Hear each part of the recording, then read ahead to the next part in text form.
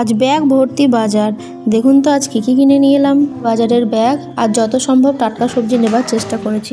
প্রথমেই নিয়েছি লকি মানে লাউ, তারপর আছে শসা। শসাগুলো বেশ তাজা তাজা, দেখুন শসা আমাদের লাগেই। আর নিয়েছি ধনেপাতা। ধনেপাতা তো এখন সবসময় পাওয়া যায় শীতে গরমে। আর নিলাম টমেটো, আজ বাজারে প্রচুর টমেটো ছিল। তার সাথে এনেছি পটল, তার সাথে এনেছি লঙ্কা। বেশ বড় বড় হচ্ছে, দেখে মনে হচ্ছে ঝাল হবে। আমরা কিন্তু একটু ঝাল কমই খাই। আর এনেছি কাঁকরোল, এটা যখনই সিজনে পাওয়া যায় তখন আমরা কিনবই। এরপর কিছুটা কচুও নেওয়া হয়েছে, কচু কিন্তু আমি খাই না। বাপি খাবে, সেজন্য আনা হয়েছে অল্প করে।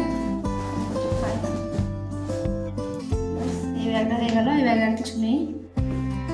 আর এই ব্যাগের মধ্যে আরেকটা ব্যাগ আছে, এই ব্যাগের মধ্যে কিছু সবজি আনছি।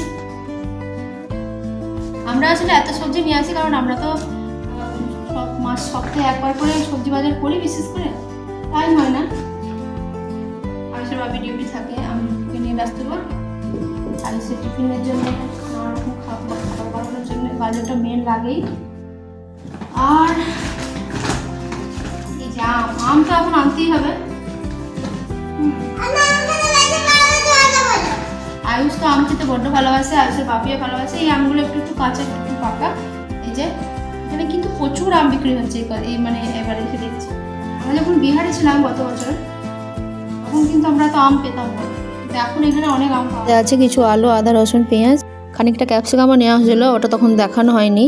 এই ছিল আজকের আমার বাজার। এখন এগুলো ধুয়ে গুছিয়ে তারপর রান্না শুরু হবে। ভালো লাগলে একটা লাইক করবেন। এরকম ঘরোয়া ব্লগ দেখতে চাইলে আমাকে সাবস্ক্রাইব করবেন।